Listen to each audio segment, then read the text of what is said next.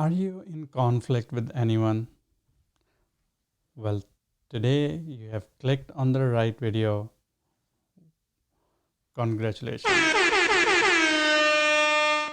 We are going to discuss conflict, causes, barriers, and conflict resolution. I'm Dr. Salman Majeed. I'm a psychiatrist. I see adults, kids, teenagers, families, and couples.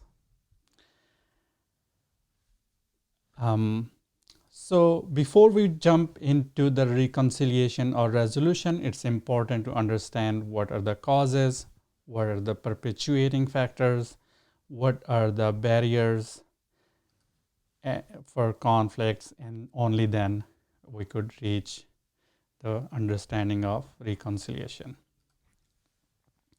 So the most common cause is an underlying unmet need. That is the most important thing in conflict resolution and most commonly overlooked. So I have adopted from Maslow's hierarchy of needs, the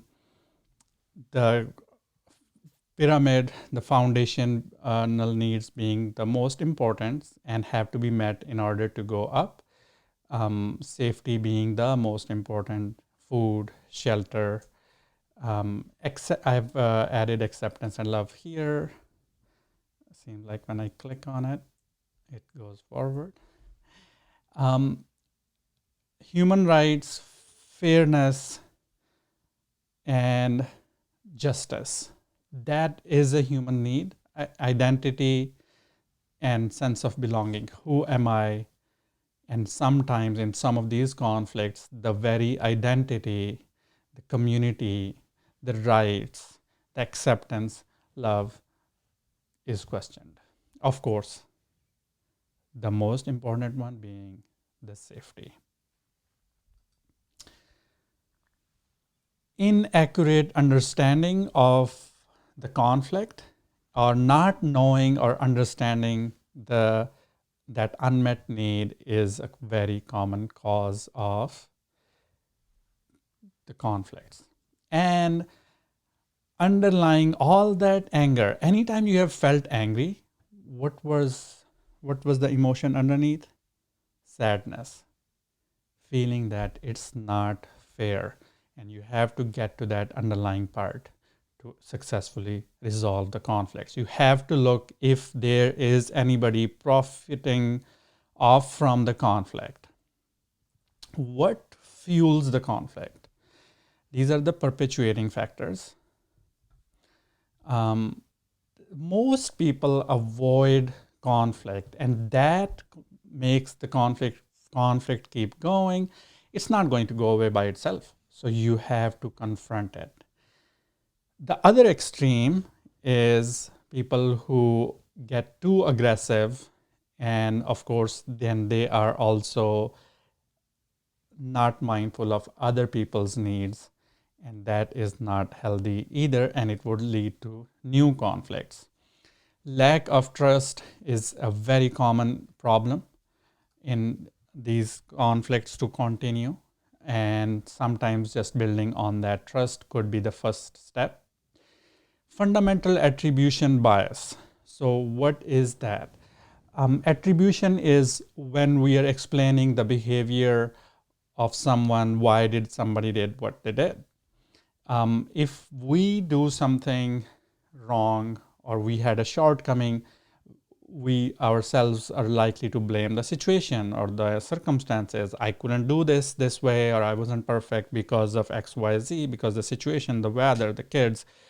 But if someone else had a shortcoming, then we blame their disposition or personality. That's how they are. That's how these people are. The stereotyping. So that is a fundamental attribution error.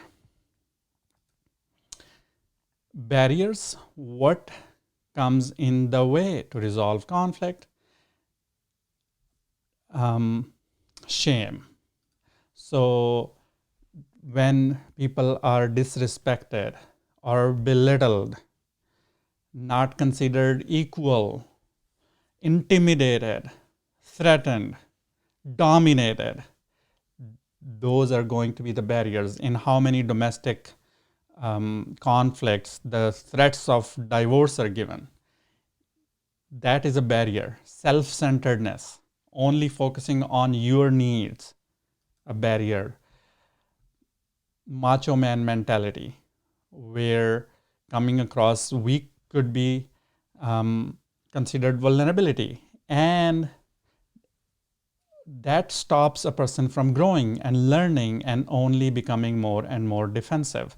Self-righteousness, it's not always about who is right. It's about how do we resolve the conflict. What is more important? Lack of humility, and these are all under insecurity, not taking other person's perspective. So you have to express your point of view, but you also have to understand and give respect and importance to other person's point of view. And you have to ask that question. Not listening and not asking those questions are other barriers. Insincerity, and that is where people who are profiting off from the conflicts, or there is a beneficiary for one reason or the other, the person just does not want to resolve the conflict. And those people usually might have conflict of interest. Something else might be coming in the way, but it would be better, or we wish that they would just bring it up front rather than have that hidden conflict. Short-sightedness, and that conflict of interest could be any of the human weaknesses or greed or all sorts of other conflicts. How do we reconcile? So first thing is you have to know if you are going to reconcile this conflict or not. If you or the other party is not sincere, then you can't. It's better not to even work on that. Domestic violence, or if you're not feeling safe, then those conflicts are not worth working on. You can confront and move on. If it is not stopping right then and there, you have to put a stop to it. And you have to go through it. Can't go over it, can't go under it. You have to go through it, as uncomfortable as it is. You have to be intentional about it. It's not going to happen by itself. The necessary prerequisites, ingredients are love. Your love and compassion has to be bigger than the conflict, than what got this started earlier. Mindset, having the mindset of listening, having the mindset of reconciliation, peace, and what are your how are you listening to the other person? Recently, I got to listen to my kids' teacher, my first grader, when they were home with the online schooling recently. And teacher would ask questions to these first graders, and when they would respond, sometimes answer would be a little off on either end. And she would listen from the ears of how are they right? And then she would try to bring their answers in the middle. Like, all right, this is what you mean.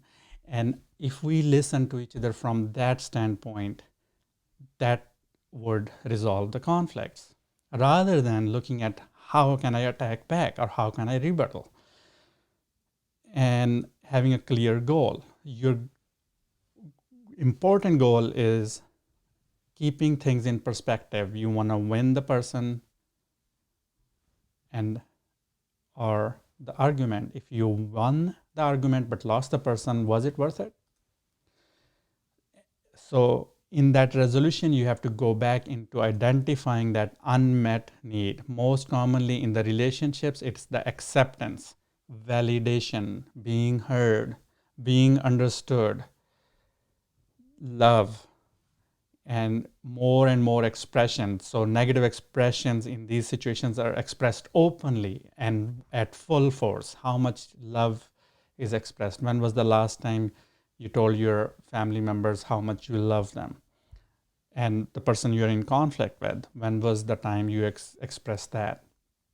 And of course, look at if they are feeling situation is not fair as well. Try to understand from their standpoint. In reconciliation, you have to have a clear goal of once you identify that unmet need, you have to be very clear. Do you want to be heard? Do you want them to change their point of view? What exactly do you want? And your goal is to both parties should win. If there are three scenarios, lose-lose, where both parties lose, and in the mutual destruction, win-lose, where one wins at the cost of the other, and the third is win-win. Your goal is to have win-win. Both options are not acceptable result for us. When and where. So you have to set that time. And of course, when you are not angry, not hungry, not tired, not in public, not while driving, not when kids are around, you have to set that what would be the best time, maybe over the weekend, maybe sometimes when we are able to have a calm, peaceful conversation. So rather than being reactive, you have to be planful. Who should be around? Less the better. Sometimes more audience makes it worse. No beneficiary. Nobody is profiting from your conflict or is fueling it. Other persons who you could allow would be where both parties feel they are constructive and peacemaker, and of course no kids in adults conflicts. And why do you have to do it? Because the number one thing for happiness is happy relationships.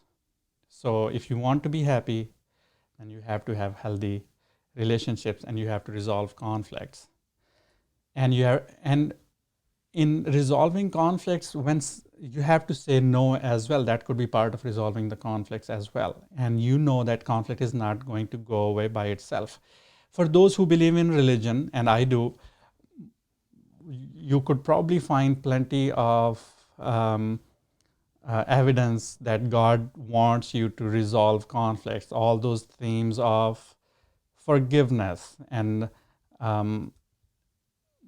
other people's rights, and those are definitely there are so many themes of do not sleep when you're angry at someone else, so you have to resolve it. How do we do it? So you have to know the past, you have to be sensitive about that, know the context, but you have to stay in present, in here and now, with your goal to focus on the future, but here and now. I cannot emphasize that enough. So ground rules, you need some ground rules of respect. Both parties will be respectful of each other through this communication. Engage bilaterally. If one person is talking, that's not a dialogue. You have to have back and forth conversation for the conflict to be resolved. You venting doesn't resolve it. And emotions, if emotions go so high, then you have to set that parameter. If our emotions are above a certain level, we will walk away. How do you know that your emotions got too high? Is one clue is voice tone. If voice is getting too loud, then you have to walk away and come back to it later. Agree to disagree. It doesn't mean that you have to force other person to agree to what you are saying, but you have to agree to respect other person's point of view as well. And if it is difficult to do all discussion in one go, you have to break it down. And if ground rules are not followed, you have to walk away and resume later. Your goal is to be respectful of your needs, be respectful of other person's needs, and then communicate that this is what I want, this is what you want, how do we do it? Not aggressive people don't care about other person's need. Passive people are self-sacrificing to their own loss. So you have to, which would build up later. So you have to aim for assertiveness. The repetition, it's important to that I remind you again to stay away from the red zones or shame when you are going over these. This is the key process. Open that conversation, the dialogue. That's the most difficult and intentional part with the all those when and where, how part you have to implement here. You have to state other person's position so clear that they should say, well, I wish I had said that way. It should be as if they're saying it. That gets rid of all the misunderstandings. You have to look for the common ground. Conflict is not possible on one end, so it's usually bilateral. So you cannot pull, nobody can pull just on one end. So for conflict to continue, it has to be pulled on both ends. So you have to take accountability of your part. And then you have to look for that unmet need. What is your ask? What do you want from this discussion? And be very clear not to get lost in the process of just venting. Ask questions. Your goal is to have bilateral discussion, give and take. It's not only about asking for what you want. You also have to look at how do we do and when. Commitment to that process, to the other person, and then follow up. So if you do that discussion once in a while and then no follow up, that's not going to be successful. And once you have finished this process, it does not need to take very long time. Thank other person, have that attitude of gratitude. If it doesn't work, if you yourself are not able to be successful with it, then you need to find a neutral mediator. For domestic situations, it could be a therapist, a family therapist. And your goal is not to prove to the neutral party how you are right, another person is wrong. Your goal is to look for how do we resolve and reconcile with the conflict. And if that does not work, or that with that party, or either party loses trust with that mediator, then go find another mediator rather than stopping the process. So, and these conflicts are affecting all of us at so many levels. If you just look at current situation at national level, same rules apply to those conflicts. International level, or same rules apply to two people in a home. So solve the conflicts, save the planet, be the hero. If you think you have benefited from this video or somebody else would benefit, please make sure to share with others. I'm so thankful to my 130 subscribers. Many of you didn't know how to log in through Google and asked me in that process. So thank you. And I appreciate all your love and support. And that motivates me to keep doing this. So I will see you next time. Take care. Bye. Thank you.